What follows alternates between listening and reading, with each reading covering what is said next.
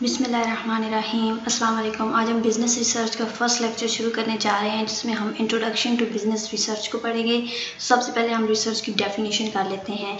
Research is a careful and detailed study into a specific problem, concern और issue using scientific method. Research क्या है? ये एक detailed study होती है इनटू अ स्पेसिफिक प्रॉब्लम। किसी भी प्रॉब्लम को लेकर जब हम उसके बारे में स्टडी करते हैं तो वो हमारी रिसर्च होती है, एक सिस्टमेटिक इंक्वायरी है। फॉर एग्ज़ाम्पल मैं ले लेते हैं यहाँ पर कि किसी ऑर्गेनाइजेशन में कोई प्रॉब्लम है, या फिर हमने कोई प्रोडक्ट बनाई है, उसकी सेल्स नहीं हो रही हैं, लोग उसको ख़रीद नहीं रहे हैं, तो हम उस पर स्टडी करेंगे कि क्या वजह है कि हमारी प्रोडक्ट में कोई मसला है, उसमें कोई डिफेक्ट है, या वो कस्टमर्स की नीड्स और वांट्स के अकॉर्डिंग नहीं बनाई गई है, जिसकी वजह से उसकी सेल्स नहीं हो रही हैं। तो किसी भी प्रॉब्लम को उठाकर जब हम उसके बारे में सर्च करते हैं, उसे स्टडी करते हैं, तो उसे हम रिसर्च कहते हैं। इसके लिए हम डिफरेंट टेक्निक्स यूज़ करते हैं। सबसे पहले हम प्लानिंग करते हैं कि हमने किस तरह से रिसर्च करनी है। फिर हम ये देखते हैं कि हमने क्वालिटेटिव तरह से करनी है या क्वांटिटेटिव मेथड यूज़ करना है। फिर हम उस डेटा को कलेक्ट करते हैं, फिर हम एनालाइज करते हैं उसे, और फिर हम इंटरप्रेट करते हैं उन रिजल्ट्स को जो कि हमारे पास आए होते हैं, और हम ये देखते हैं कि क्या वजह है, क्या सोल्यूशन है जिसके ज़रिए हम अपने प्रॉब्लम को सॉल्व कर सकते हैं। तो ये होती है हमारे पास रिसर्च। नेक्स्ट है हमारे पास business research. Business research is an organised, systematic, data based, critical, objective, scientific inquiry और investigation into a specific problem undertaken with the purpose of finding answers और solutions to it. Business research भी बिल्कुल research की definition की तरह ही है। फ़र्क बस इतना है कि जब रिसर्च के स्टार्ट में बिजनेस लग जाता है तो इसका ये मतलब है कि बिजनेस के अंदर जितनी भी प्रॉब्लम्स आएंगी उनको सॉल्व करने के लिए जब हम स्टडी करेंगे, उनके सॉल्यूशंस को फाइंड करेंगे, तो वो बिजनेस रिसर्च होगी। इसमें हम डिफरेंट स्टेप्स को फॉलो करते हैं। सबसे पहले हम ये पता लगाते हैं कि कहाँ पर ऑर्गेनाइजेशन में प्रॉब्लम एग्जिस्ट कर रही है। उसके बाद हम उसे क्लियरली आइडेंटिफाई करते हैं और उसके लिए प्रॉब्लम को इंडिकेट करते हैं और फिर सॉल्यूशंस निकालते हैं। उसके बाद हम इंफॉर्मेशन गैदर करते हैं डेटा की फॉर्म में, उस डेटा को एनालाइज करते हैं और डिटरमाइन करते हैं उन फैक्टर्स को जो कि एसोसिएट कर रहे होते हैं उस प्रॉब्लम के साथ, ताकि हम डिफरेंट मेजर्स ले सकें उसको सॉल्व करने के लिए। हमारे पास दो तरह के मेथड्स होते हैं रिसर्च के, क्वालिटेटिव और क्वांटिटेटिव। क्वालिटेटिव रिसर्च में हम इंटरव्यूज़ यूज़ करते हैं, ऑब्जर्वेशंस होते हैं और क्वेश्चनर होता है जिसके ज़रिए हम डेटा को कलेक्ट करते हैं। क्वांटिटेटिव मेथड में हम स्ट्रक्चर्ड क्वेश्चंस को यूज़ करते हैं और इसमें हम मेजर कर सकते हैं अपने जो रिसर्च है उसको हम मेजर कर सकते हैं, फॉर एग्जांपल स्टैटिस्टिक्स। नेक्स्ट हमारे पास है research and manager. The manager encounter big and small problems on daily basis which they have to solve by making the right decisions. आपने देखा होगा कि हर ऑर्गेनाइजेशन में जो मैनेजर होता है वो रोज़ाना की बेस पे जो है वो प्रॉब्लम्स को सॉल्व करता है, क्योंकि ये उसकी ड्यूटी होती है। In business research is usually conducted to resolve problematic issues in areas of accounting, finance, management and marketing. जो ऑर्गेनाइजेशन में प्रॉब्लम्स अकर्स होते हैं वो कौन से डिपार्टमेंट होते हैं? हर ऑर्गेनाइजेशन में हमारे पास यही 4 डिपार्टमेंट्स होते हैं, अकाउंटिंग, फाइनेंस, मैनेजमेंट या मार्केटिंग। तो ऑफ कोर्स प्रॉब्लम्स भी इन्हीं में क्रिएट होते हैं और उनको सॉल्व कौन करता है? मैनेजर सॉल्व करता है। तो हर जो डिपार्टमेंट है उसमें अलग अलग प्रॉब्लम्स होते हैं, हम उनको देख लेते हैं। अकाउंटिंग में कौन से प्रॉब्लम्स होते हैं? Budget control system, inventory costing methods, depreciation, time series, behaviour of quarterly earnings, transfer pricing, taxation methods.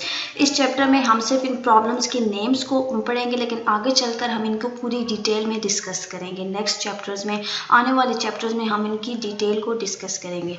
Finance में कौन सी प्रॉब्लम्स हैं? Operations of financial institutions, optimum financial ratios, mergers and acquisitions, leveraged पे outs, intercorporate financing, yields of mortgages, the behavior of stock exchange.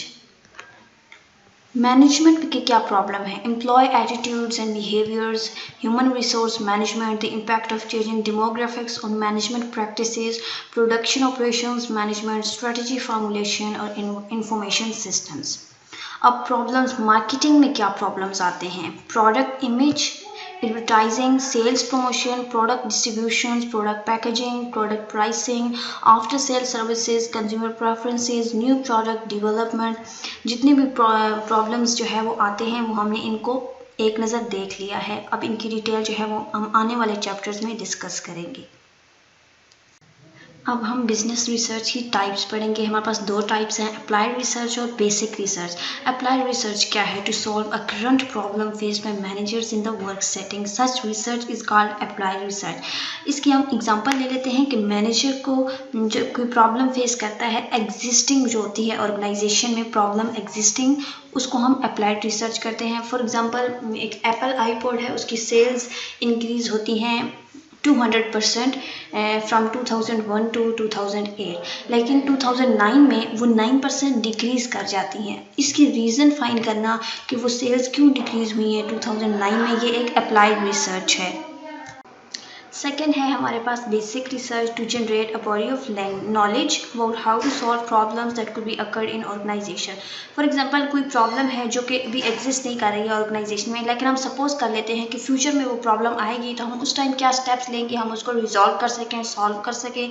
तो इसकी हम example ले लेते हैं कि एक यूनिवर्सिटी प्रोफेसर है जो रिसर्च कर रहा है कि किस तरह से वो ज़्यादा नॉलेज जनरेट करे अपने बिजनेस के बारे में। तो वो क्या करेगा, वो ये फाइंड करेगा कि किस तरह से वो अपने इंफॉर्मेशन सिस्टम की इफेक्टिवनेस को इम्प्रूव कर सकता है, किस तरह से वो अपने एम्प्लॉयज़ की प्रोडक्टिविटी को इंक्रीज़ कर सकता है, किस तरह से वो अपने स्मॉल बिजनेस की इफेक्टिवनेस को इंक्रीज़ कर सकता है। तो ये कोई प्रॉब्लम ऑलरेडी उसकी जो ऑर्गेनाइजेशन है उसमें एग्जिस्ट नहीं कर रहा, लेकिन वो पहले से फाइंड कर रहा है ताकि फ्यूचर में अगर कोई प्रॉब्लम हो तो उसके पास ऑलरेडी सोल्यूशन अवेलेबल हो और उसे कोई उस टाइम सोल्यूशन ढूंढना ना पड़े। इंटरनल वर्सेस एक्सटर्नल कंसल्टेंट्स या रिसर्चर। कुछ ऑर्गेनाइजेशंस जो होती हैं उनके अपने रिसर्च डिपार्टमेंट होते हैं, जिन्हें हम या तो मैनेजमेंट सर्विसेज डिपार्टमेंट कहते हैं, या हम ऑर्गेनाइजेशंस एंड मैथड्स डिपार्टमेंट कहते हैं, या फिर हम उन्हें R&D मतलब रिसर्च एंड डेवलपमेंट डिपार्टमेंट कहते हैं। अब हम एडवांटेजेस देख लेते हैं इंटरनल कंसल्टेंट्स के। सबसे पहले है हमारे पास रेडिली एक्सेप्टेड बाय एम्प्लॉयज़, कि उनको जो एम्प्लॉयज़ हैं वो जल्दी एक्सेप्ट कर लेते हैं क्योंकि वो उनको जानते होते हैं। Less time to understand the structure, organization के स्ट्रक्चर को वो जल्दी समझ जाते हैं क्योंकि वो ऑलरेडी उस ऑर्गेनाइजेशन में काम कर रहे होते हैं।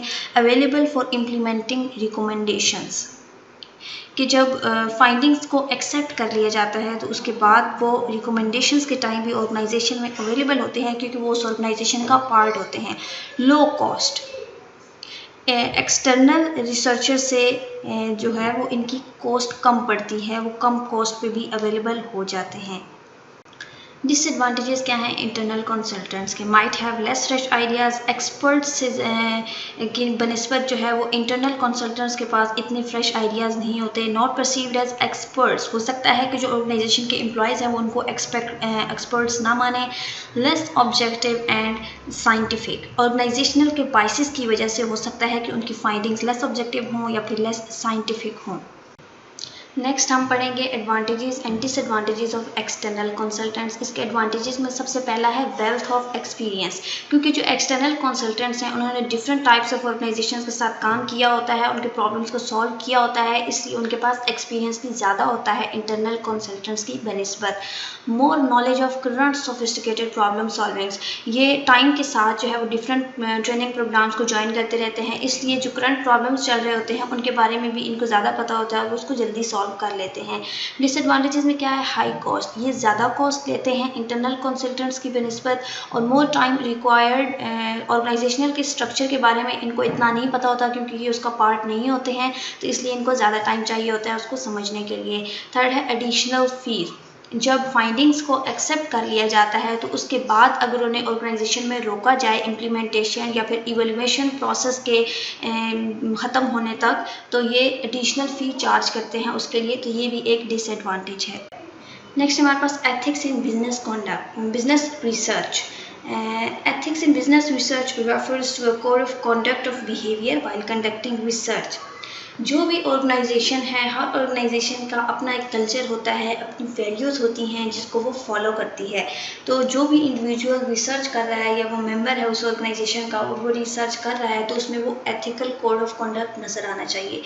Ethical conduct applies to the organization and members that sponsor research, जो कि रिसर्च स्पॉन्सर करते हैं उन पर ये ethical code of conduct apply होता है। Ethical conduct should also be reflected in the behaviours of the researcher, researcher के बिहेवियर में इनको नज़र आना चाहिए। इसके अलावा जो पार्टिसिपेंट्स होते हैं जो कि प्रोवाइड करते हैं रिसर्च डाटा, उनमें भी कि ethical code of conduct behaviour में शो होना चाहिए। The analyst who provide the results, और जो रिसर्च टीम जो कि प्रेजेंट करती है इंटरप्रिटेशन रिजल्ट्स का, इसके अलावा जो अल्टरनेटिव सोल्यूशन सजेस्ट करती है, उनके बिहेवियर में भी एथिक्स शो होने चाहिए।